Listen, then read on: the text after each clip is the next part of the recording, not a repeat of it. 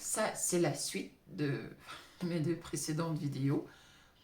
Donc, il me dit qu'elle a commencé à lui parler mal, elle a commencé à lui manquer de respect, euh, des paroles méprisantes, lui rappeler, oui, je suis venue te chercher au pays, machin, c'est moi qui t'ai fait venir. Et donc, le gars, il me dit qu'il a commencé aussi à chercher des moyens pour... on a commencé à lui donner des conseils. Il a pu avoir son premier titre de séjour, le deuxième, ainsi de suite, jusqu'à ce qu'il ait son titre de séjour, sa carte de résidence. Et là, il lui a dit, il faut que moi j'aille au Cameroun. Il faut que j'aille voir ma maman. Et il me dit que sa femme ne voulait pas qu'il aille. Ah oui, machin. Déjà, pour qu'il découvre que c'est elle qui avait caché le sac, elle lui a avoué. Elle s'est mise à pleurer. Ouais, je suis désolée, je veux pas te perdre. Je savais pas que j'étais capable de faire ça, mais je t'aime trop. Je peux pas vivre sans toi. Et il lui explique donc que je voulais pas que tu rentres. C'est pour ça que j'ai caché le sac. Et elle lui explique qu'elle était avec sa copine et elle avait un peu discret le gars et sa copine est partie avec le sac. Et il me dit que quand elle m'a raconté ça, ça m'a fait très peur parce que je me suis dit, une femme qui est capable de faire ce genre de choses, elle peut faire pire que ça. Et ça m'a alerté et là, j'ai commencé à penser que il faut que je prépare mon plan B comme ça, si ça capote, que je ne me retrouve pas perdant dans cette histoire. Donc, il me dit qu'il est parti au pays. Et avec, il a pu avoir ses économies, il est parti au pays, il est parti finir la maison de sa maman qui était donc en chantier, qui n'était pas encore complètement finie. Et c'est pour ça que la dame dit que c'est avec son argent que le monsieur est allé. Que, non, elle m'a même dit qu'elle a construit la maison, que c'est avec son argent que le monsieur allait construire la maison à sa mère. Le gars me dit que non, je travaillais déjà, j'ai pu économiser puisque elle et moi, on n'a pas d'enfants. Le père de ses enfants s'en occupe très bien, c'est un monsieur il est même limite, il est toujours en train de donner, acheter des choses à ses enfants, il s'occupe vraiment bien de ses enfants. Ce qui fait que elle, la dame, même limite, malgré le fait qu'elle ait deux boulots, qu'elle ait trois boulots, en fait, son argent, il me dit que madame, ma femme, elle, ses trucs, c'est s'acheter des choses. Enfin, elle prend soin d'elle, s'acheter des choses. Enfin, ce qu'on entend par prendre soin d'elle, c'est le genre de femme très dépensière. Elle s'achète tout le temps des vêtements, des chaussures, des bijoux, des sacs à main, des coiffures. Vous connaissez les femmes avec les faux cheveux. En plus de ça, elle investit au pays. Donc, il me dit, quand elle raconte que elle a ma prise en charge, machin, qu'elle a construit une maison à ma mère, qu'elle m'a construit une maison, c'est pas vrai. Parce que je travaillais. Elle s'est occupée de moi, oui, pendant une année, parce que je ne travaillais pas. Mais dès la deuxième année, euh, euh, j'ai suivi ma formation en alternance et donc j'avais mes revenus.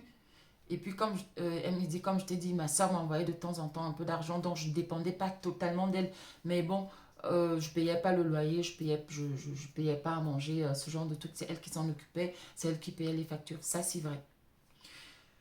Alors, les problèmes commencent quand le gars part au Cameroun. Le gars va finir de faire les travaux dans la maison de sa mère. Elle se fâche. Donc, c'est là où les problèmes commencent. Quand il revient, ça ne va pas, ça ne va pas, c'est les problèmes, c'est les problèmes. Ah, machin, moi je m'occupe de toi pendant que toi tu prends mon argent. Il dit, mais non, c'est pas ton argent.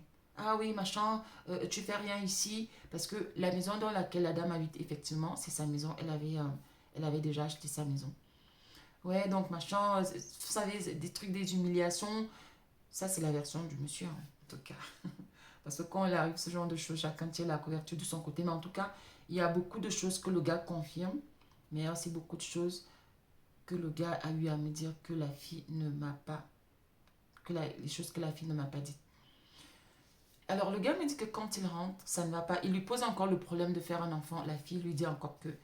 C'est où la fille va lui dire que tu penses que je peux faire un enfant avec toi, machin truc, j'ai déjà mes deux enfants, ça va aller dans tous les sens, je peux pas faire un enfant avec un minable comme toi, machin truc, tu es qui, blablabla, je suis venue te ramasser au pays. Il va commencer à lui dire des méchancetés. Le gars me dit donc, ok, j'ai compris. J'ai donc redoublé d'efforts dans mon travail. Moi aussi, j'ai cherché un deuxième travail. Quand elle raconte que je travaillais en alternance, c'est pas vrai. Que je travaillais, j'avais un travail à temps partiel, c'est pas vrai. Non seulement, puisque très souvent ces enfants passent le temps avec leur père, parce qu'il me dit que les enfants passent beaucoup de temps avec leur père, parce que la maman va travailler. Euh, quand les enfants étaient là, je m'en occupais très bien, ça c'est pas faux. Mais le gars me dit que, en plus de ça, de son travail qu'il faisait normalement, il me dit qu'en plus de ça, il faisait le livreur. Donc chauffeur-livreur, il livrait des colis, des commandes des gens. Donc, il me dit que j'ai commencé à travailler moi aussi et j'épargnais mon argent. Mais bien sûr, je participais aussi aux charges de la maison. J'ai les preuves, je peux même vous les... Je dis, oh, moi, je ne suis pas encore assis là où on m'envoie des preuves. Non, non, je ne veux pas. Donc, le gars me dit qu'il a commencé à épargner son argent. Il a commencé à épargner son argent et il lui a dit de toute façon, moi, j'irai au pays chaque année. Et comme il savait déjà que la fille ne voulait pas faire d'enfant avec lui, le gars me dit que je suis partie au pays et un jour, en partant au pays, j'ai rencontré ma femme, donc celle qui est sa femme actuelle, dans le dans le dans l'avion. Dans l'avion, pourquoi? Parce que la dame était allée acheter. La dame, c'est une commerçante, elle était allée acheter ses marchandises et donc c'est comme ça qu'ils se sont rencontrés dans l'avion. Ils ont sympathisé et puis voilà. Ils ont parlé la dame lui a un peu parlé de son activité. Lui aussi, il a dit que il a eu à le faire, mais bon, qu'il avait laissé la gestion de sa première boutique à sa soeur et qu'il voulait ouvrir une autre boutique. Donc, ils ont échangé. Et ils ont échangé de contact que si jamais la dame pouvait, parce qu'il disait qu'il voulait vraiment faire de telle sorte de pouvoir voyager parce que pour aller acheter dans d'autres pays. Et donc, il a gardé le contact de la femme qu'au cas où la femme peut l'aider avec ses fournisseurs. Il me dit que c'est quand je l'ai fait, honnêtement, j'ai été fidèle à ma femme. Malgré nos problèmes, j'étais toujours reconnaissante parce que quand je revois comment, voilà, elle m'avait trouvé ce jour-là, j'étais désespérée, machin, ma maman qui était malade. Et puis, c'est vrai que c'est une femme très généreuse, elle a toujours été là pour ma famille. Parfois, elle a envoyé de l'argent à ma maman sans qu'on ne lui ait rien demandé. Euh, Ma petite soeur s'est mariée, elle est venue, elle a participé. Donc, il me dit que même si aujourd'hui je me demande si elle ne faisait pas ça pour essayer de m'acheter, je sais pas, mais en tout cas, de ce côté-là, elle est très généreuse, elle est très famille. Mais bon, euh, le fait qu'elle ne voulait pas faire des enfants avec moi et qu'elle me l'a dit ouvertement et que elle voulait un peu me traiter comme son prisonnier, moi je pouvais pas continuer comme ça. Au début, j'aimais ma femme, mais c'est quand elle a commencé à me traiter mal, elle a commencé à me faire le chantage avec les histoires de papier. Bien sûr, sa dame ne me l'a pas dit. Elle me dit qu'elle m'a fait du chantage pour les papiers. Elle m'a dit, ouais, si c'est pas moi qui t'ai fait revenir ici, je vais te montrer que je suis une Allemande, machin truc. C'est allé dans tous les sens. Mais bon, le gars, il a quand même eu sa carte de résidence. Non, il me dit que une autre fois, il est parti au Cameroun. Il a prévenu à celle qui est devenue sa femme que voilà, je dois venir au pays. J'ai un peu d'argent. Je voudrais me lancer, même si c'est pas avec grand-chose, je voudrais me lancer. Et puis au fur et à mesure, je vais grandir. Donc la dame lui a dit, bah, ça tombe bien parce que je suis là aussi. Donc si on peut se rencontrer, il me dit, donc il est allé voir le magasin de la dame. Et il s'est rendu compte qu'elle était très dynamique, elle était amant. Et il me dit que c'est comme ça que voilà, j'ai commencé à l'apprécier. Et on a fini par tomber amoureux l'un de l'autre. La dame aussi, c'est une jeune femme. Elle me dit qu'elle aussi, elle a rencontré des hommes qui venaient profiter d'elle. Euh, Elle a un enfant. Donc, elle avait eu un enfant d'une précédente relation. Et tout de suite, moi, je n'ai pas d'enfant. Donc, j'ai adopté l'enfant. Et puis voilà, il me dit que c'est comme ça que ça a commencé. Et pendant que je suis restée au Cameroun, malheureusement ou heureusement, la fille a conçu. Quand je rentre, ma maman était très contente parce que voilà, j'allais avoir un enfant. Ma maman, elle m'a dit, ah, puisque ta femme ne veut pas faire d'enfant, moi je suis contente, mais il faut que tu lui dises, il faut que ta dame soit au courant. Il me dit, je ne sais pas comment ma femme a fait pour être au courant que j'avais engrossé une fille au Cameroun. Et là, c'est allé dans tous les sens. Elle a commencé à me faire les problèmes. Elle a balancé mes affaires dehors. Il m'a raconté des choses. Bref, je vais essayer d'écourter pour vous dire, pour tout vous raconter dans cette troisième vidéo. Il me dit donc que là, quand elle m'a mise à la porte, bien sûr, je me suis débrouillée. Je suis d'abord allée chez un pote et puis et quelques temps après, j'ai cherché comment on appelle ça? Un studio meublé. Bref, je suis allée, mais après, je me suis trouvé un studio meublé. Je suis allée, je me suis trouvé une maison. Mais c'était un studio meublé puisqu'il fallait que je commence à acheter des trucs et tout. Et moi, vraiment, après ce qu'elle a fait là, moi, je me suis dit, ok, puisque ça en est ainsi, je reste encore ici peut-être 2 ans et je rentre au Cameroun. Et je voulais pas m'encombrer avec une histoire d'aller chercher un appartement, le meubler, machin truc. Donc, un studio meublé, ça m'allait très bien. Et le gars me dit que c'est elle qui avait demandé le divorce. Elle a demandé le divorce en lui disant que c'est une autre cliente qui m'appelle. Je vais décrocher. Allô, bonjour madame. Oui, bonjour Annick, c'est Fatimé. Oui, bonjour. Oui. Et là, je dois payer, mais j'ai même pas encore de visibilité sur la disponibilité s'il y a quelqu'un ou pas. Donc j'ai choisi l'heure, la date, les services sur votre site. Et là, je suis envoyée sur la page de paiement. Mais comme j'ai jamais utilisé votre site, je dois payer avec Stripe ou Strip, je sais pas. Mais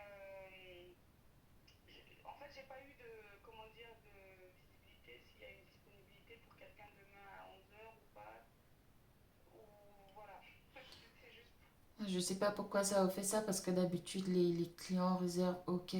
Alors, moi, ce que je vous propose, vous voulez que la personne intervienne demain à quelle heure?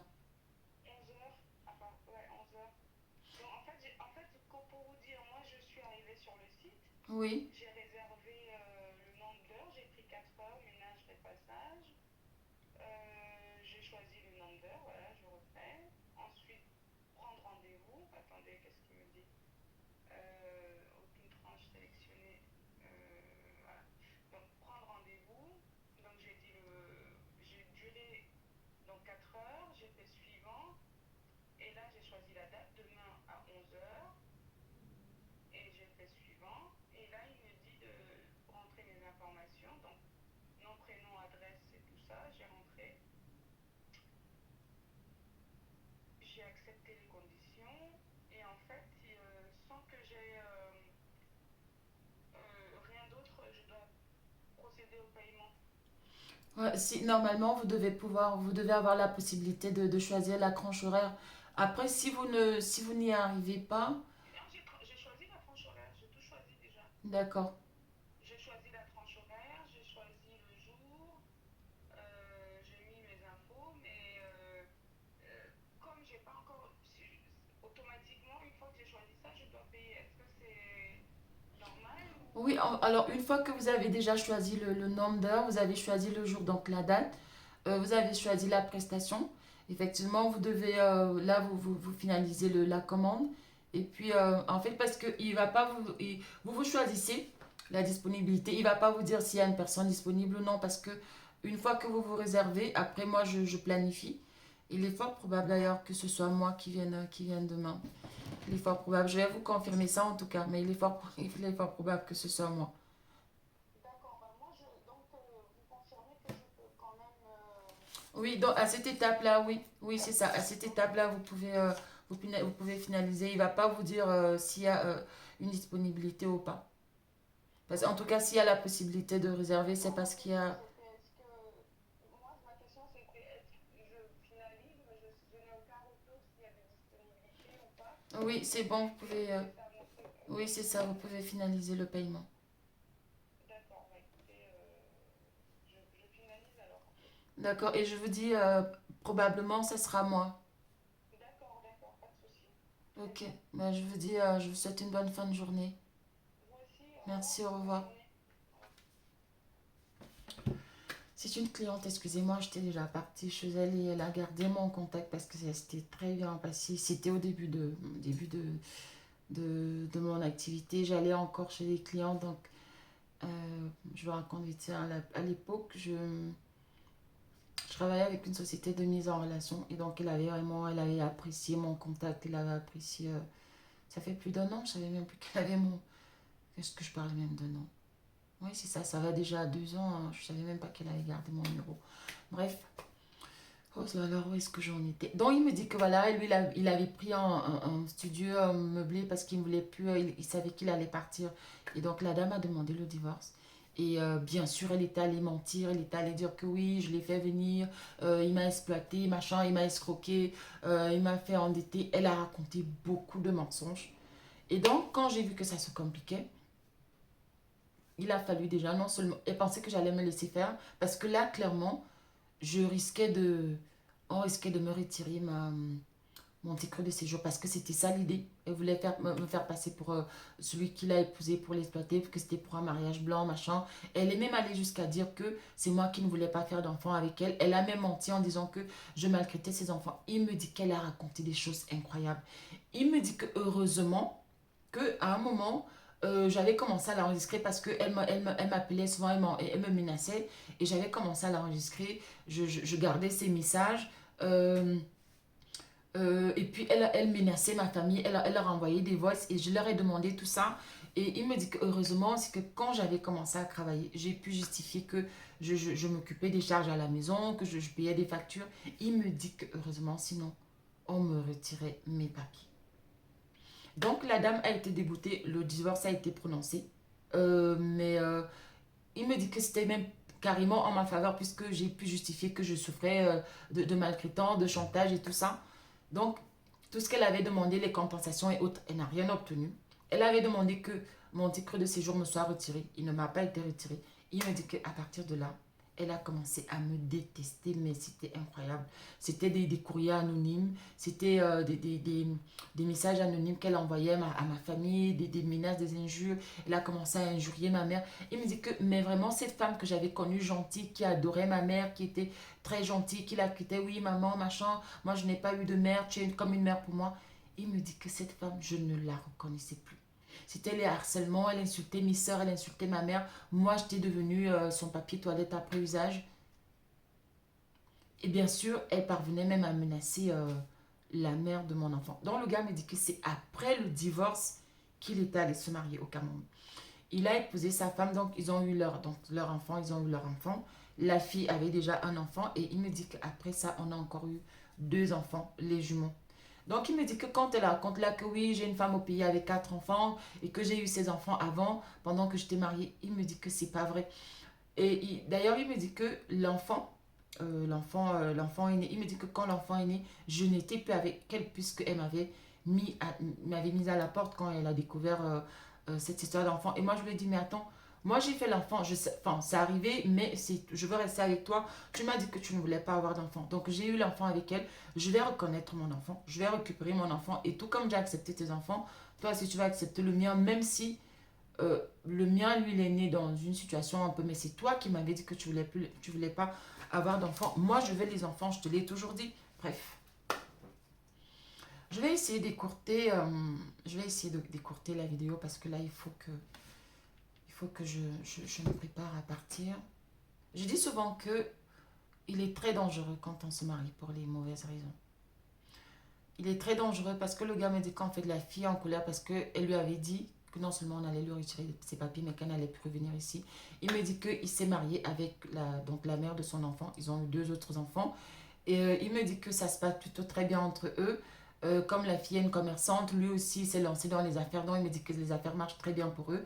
Et il me dit que elle est en colère parce qu'actuellement, ils sont en vacances ici. Il ne m'a pas donné le nom du pays, mais il m'a dit qu'en tout cas, je suis en vacances ici avec ma femme et mes quatre enfants. Et ça l'énerve parce que le fait qu'elle voit que je suis heureuse. Et ma femme, elle est très réseaux sociaux parce qu'elle publie ses marchandises sur les réseaux sociaux. Donc, elle est très réseaux sociaux. Elle publie les vacances, les machins, les statuts autres. Et donc, ça l'énerve. Oh là là. C'est la même cliente qui m'appelle. Bon, je ne vais pas décrocher parce qu'il faut que je termine ma vidéo. Je vais l'appeler plus tard. Je crois que c'est ça. Peut-être c'est ce qui l'énerve parce qu'elle se rend compte aujourd'hui que elle est toujours seule. Tout ce qu'elle a eu à me dire, oui, il m'a laissé avec des dettes. Le gars me dit qu'il n'a laissé aucune dette. Il me dit que ma soeur, je ne sais même pas comment on fait pour demander un crédit en Allemagne. Je n'ai demandé aucun crédit. Si elle a pris des crédits à mon nom, qu'elle dise, mais moi, je n'ai rien pris. J'ai travaillé durement. J'ai économisé mon argent. Je suis allée ouvrir mon magasin au Cameroun. Et ma femme et moi, on est devenus des commerçants. On fait des navettes. Quand elle va acheter ses marchandises, parce qu'on n'est pas dans le même secteur, moi je suis vraiment dans le secteur de l'informatique et ma femme, elle est dans le truc des voilà, les faux cheveux, les faux ongles, les faux cils, les vêtements des femmes, les chaussures des femmes, les sacs à main, ce genre de trucs, les bijoux. Il me dit que, donc quand elle y va, moi je reste avec les enfants et quand je pars, elle reste avec les enfants. C'est comme ça qu'on s'organise. Je ne sais pas ce que cette femme me veut. J'ai même proposé de lui rembourser, je ne sais pas, les frais, tout ce qu'elle a eu à dépenser. Pour moi, j'étais même prête à le faire. Elle me sabote partout. Elle dit comment j'ai construit la maison avec son argent. Il me dit que ce n'est pas vrai. Il me dit que cette histoire, ça fait plus de 3 ans qu'elle et moi, on est séparés. Je me suis remariée. J'ai même déjà encore eu deux autres enfants après notre divorce. Je ne sais pas ce qu'elle me veut. Elle est toujours en train de me harceler. Elle envoie des gens. Elle me dit, les personnes qui étaient nos amis, à chaque fois que je les rencontre, ouais, tel nous dit que tu as fait ceci, machin, que tu voulais seulement. Donc, j'ai souvent dit qu'on ne se marie pas pour des mauvaises raisons. Je sais de quoi je parle parce que moi-même, je me suis mariée à une époque pour des mauvaises raisons. Quand vous mariez pour des mauvaises raisons, cette fille-là, je ne sais pas quelles étaient ses motivations. Euh, Elle s'est mariée. Est-ce que son idée, c'était de faire venir un homme qui allait être son larbin? Je ne sais pas. Est-ce que c'était parce qu'elle était trop maladive, trop possessive? En tout cas, quand vous voulez même épouser un homme comme ça, faites-lui un enfant. Si elle lui faisait un ou deux enfants, et peut-être aussi comme elle avait pris de l'âge, elle ne voulait plus recommencer avec les histoires de maternité, parce que j'en sais quelque chose, quand vous avez déjà fini avec ça, recommencer entre les nuits blanches, aller faire des visites tous les mois pour qu'on vous prenne du sang, machin, des examens. Peut-être qu'elle ne voulait plus, mais dans ce cas, elle laissait le gars aller faire un enfant, au moins ou deux. Pourquoi vouloir faire autant nuire l'autre alors que toi tu as déjà tes enfants? Le gars me dit elle raconte que elle n'a rien fait pour ses enfants. Elle me dit que c'est faux. Elle me dit que le père de ses enfants vit avec une riche allemande, que c'est d'ailleurs pour cette riche allemande là qu'il avait quitté et que c'est une dame qui est fortunée, que même en termes, le gars est en train d'investir ici, il me dit que je sais même pas si ses enfants iront au Cameroun. Donc, je ne sais pas ce qu'elle raconte. Elle dit que machin, elle n'a rien fait pour ses enfants. Si, elle a des investissements au Cameroun. Et le gars me dit même qu'après ça, elle est déjà plusieurs fois partie au Cameroun. Je ne sais pas ce qu'elle me veut. Mariez-vous pour les bonnes raisons. Mariez-vous pour les bonnes raisons parce que ça finit toujours par... ça se solde toujours mal. Ça se solde toujours par les rancœurs, la haine, la colère. Ça se solde toujours mal. Aujourd'hui, cette femme, elle vit toujours dans le passé parce que 3 ans après quand même, et surtout que c'est elle qui a demandé le divorce. Elle a voulu faire payer le gars en lui disant, je vais te montrer que c'est moi qui t'ai fait venir ici, machin truc. Bien sûr, ça ne me l'a pas dit. Elle pensait qu'en faisant venir ce gars-là ici, il allait devenir quoi pour elle, son petit toutou. Mariez-vous pour les bonnes raisons. Déjà, le mariage en lui-même, il est très difficile. Même quand les gens se marient par amour, quand les gens se marient en basant leur relation sur certaines valeurs telles que la patience, la tolérance, l'amour, le pardon, le respect, même malgré ça, il est souvent difficile parce que le mariage en lui-même, il n'est pas facile du tout à gérer. À plus forte raison, quand vous vous mariez avec des idées du genre, oui, je vais l'épouser, je vais le faire venir et après, il sera mon toutou ou encore, je vais l'épouser, je vais faire d'elle une femme soumise, machin truc. Excusez-moi, j'ai dû interrompre. Donc, je disais que on ne se marie quand vous vous mariez pour les mauvaises raisons, vous finissez toujours par le payer d'une manière ou d'une autre. Voilà, le gars, lui, il s'est reconstruit. Il est avec la mère de ses enfants et qui est devenue son épouse et ils font leur petit bonhomme de chemin. Elle, maintenant, elle est ici. Elle est devenue une femme aigrie à 50 ans. Et cette aigreur-là va faire que même si elle rencontre quelqu'un de bien, elle ne pourra pas construire quelque chose de bien avec cette personne-là parce qu'elle vit toujours dans le passé. Alors, moi, je ne sais pas si peut-être elle va regarder ces vidéos. Si jamais elle me contacte, moi, je pense que je vais plutôt essayer de l'accompagner, plutôt dans le, peut-être dans le cadre du coaching pour voir si je peux l'aider à surmonter ce chromatisme, à surmonter cette déception-là, pour qu'elle essaye d'avancer. À 50 ans, on peut encore faire de très belles choses. À 50 ans, on peut encore réaliser énormément de choses. Donc, le gars me dit que ce n'est même pas, elle n'a pas un problème d'argent. Parce que voilà, d'ailleurs, même le gars me dit qu'il soupçonne, mais il n'a pas les preuves, il soupçonne que la femme est toujours elle entretient une relation avec le père de ses enfants. Parce qu'il me dit qu'ils s'entendent très bien, il est toujours en train de lui donner l'argent. Il me dit qu'il a l'impression que c'est une relation où il a envoyé le père de ses enfants aller escroquer l'argent de cette dame-là et après ils vont se remettre ensemble. Bref, quoi qu'il en soit, on ne bâtit pas une relation qui se veut sérieuse sur du sable, sur du mensonge, sur les cromperies, la rue. Ça finit toujours mal. Ça finit toujours mal. Bâtissez vos relations, euh, euh, les, bâtissez vos relations vraiment sur des valeurs.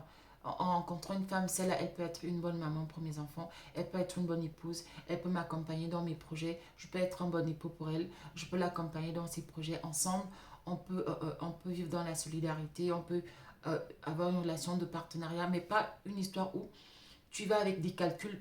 En fait, même en faisant ça, en disant qu'elle peut être une bonne femme pour moi, une bonne épouse, une bonne maman pour mes enfants, c'est déjà des calculs. Mais sauf que ces calculs-là sont basés sur du long terme. Ces calculs-là, je dirais que c'est des valeurs en fait. Quand vous cherchez une femme qui va vous épauler, qui va vous accompagner tout le long de votre vie, une femme qui sera patiente, qui va vous aider à bâtir, ça c'est normal. Mais quand vous cherchez une femme, parce que oh, elle est déjà riche, comme elle est en baigne, elle va me faire voyager. Non, l'homme là, comme il est déjà en baigne, il va me faire voyager. Quand vous partez sur cette base-là, ça ne peut pas marcher. Ça ne peut pas marcher. Donc le gars, il a essayé de se blanchir en me disant que oui, machin, je lui ai jamais rien demandé. C'est elle qui a insisté pour que je vienne et moi je venais pour faire 6 mois. Finalement, je me suis retrouvée en train de faire des années, machin. Et il fallait que moi je rentre. Je lui ai toujours dit que je voulais rester au pays. Et, ma maman nous a éduqués dans des valeurs et je suis très proche de ma mère et de mes sœurs, machin. Ma maman a trop souffert pour nous. Pour moi, je ne m'imaginais pas en train de rester longtemps loin. Bref, le gars a aussi tiré la couverture de son côté. Quoi qu'il en soit, le conseil que je peux donner dans cette histoire, soyez vrai quand vous décidez de vous marier. Soyez vrai quand vous décidez. C'est vraiment pour des calculs. Dites aux gens que tel que moi je viens là, je viens pour m'amuser. Je viens pour que, je ne sais pas, même si tu ne vas pas dire à une personne, je viens pour que tu m'aides à voyager. À moins que tu peux aussi faire un deal avec une personne. Mais ne fais pas croire à la personne que tu l'aimes à la folie alors que tu sais qu'il n'en est rien. J'ai demandé au gars que est-ce que ces dames-là, est-ce que tu es sûr? Parce que il me semble que la dame avait... Non, le gars me dit qu'elle raconte que, euh, que son épouse qui se connaissait déjà depuis, machin, il me dit que non, c'est pas vrai. Quand cette fille m'a connue, je n'avais pas de femme dans ma vie. Et en plus, elle est mon aînée de 5 ans, elle ne voulait pas que je fasse des enfants, elle voulait que je fasse comment? Est-ce que ça, ce n'est pas la méchanceté? En effet, c'est de la méchanceté. D'autant plus que elle avait déjà ses enfants. Donc voilà la fin de l'histoire. Le gars m'a dit en tout cas que moi je suis prête à la dédommager, mais il faut qu'elle arrête de me saboter. Elle arrête de me pourrir la vie. Tous mes pros sont au courant de cette histoire. C'est elle qui avait demandé le divorce et l'idée c'était de me faire rapatrier ou de me faire retirer les papiers, mais malheureusement elle ne savait pas que moi aussi je te m'étais préparée de mon côté. Elle ne savait pas que... Parce que le gars me dit qu'on avait même sorti les historiques des comptes bancaires. On a épluché, on voyait comment il faisait des virements, comment il achetait des choses. Bref, il me dit que c'était compliqué.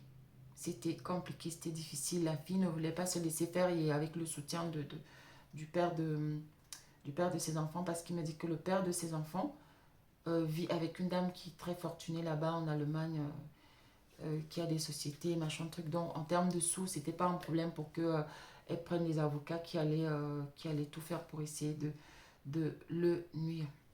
Donc voilà, c'est ce que je voulais partager avec vous au sujet de cette histoire-là. Les femmes, je ne sais pas pourquoi les femmes ont toujours tendance à mentir quand il y a un problème comme celui-là. Toujours, elles ont toujours tendance à diaboliser parce qu'il me dit qu'elle était même allée jusqu'à dire qu'il maltraitait ses enfants.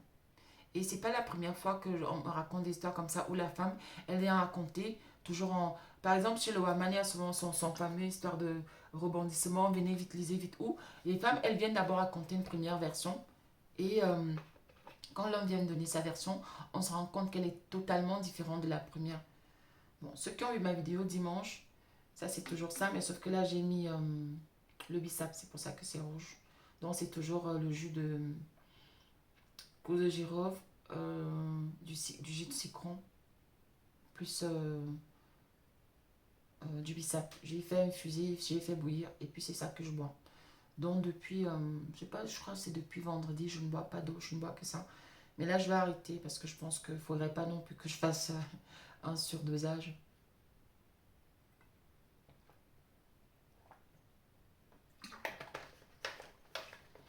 Et j'ai sucré ça avec... je vais d'abord sucrer avec du miel, je n'en avais plus. Et j'ai sucré avec du sirop de canne. Là, je n'aurai pas le temps pour raconter mon autre histoire qui est toujours en rapport aussi avec les histoires de benguistes et les histoires de famille. J'espère que j'aurai le temps en semaine pour pouvoir le faire. Merci pour ceux qui me soutiennent. Merci pour ceux qui m'accompagnent dans ce projet. Merci pour ceux qui croient en moi. Merci pour ceux qui commandent, ceux qui like. Merci pour ceux qui critiquent aussi. Parce que c'est grâce à vous que je prends la force, que je prends la motivation d'une manière ou d'une autre. Que le Seigneur vous bénisse. Que le Seigneur me bénisse. Et à très prochainement pour une nouvelle vidéo. Tchuss.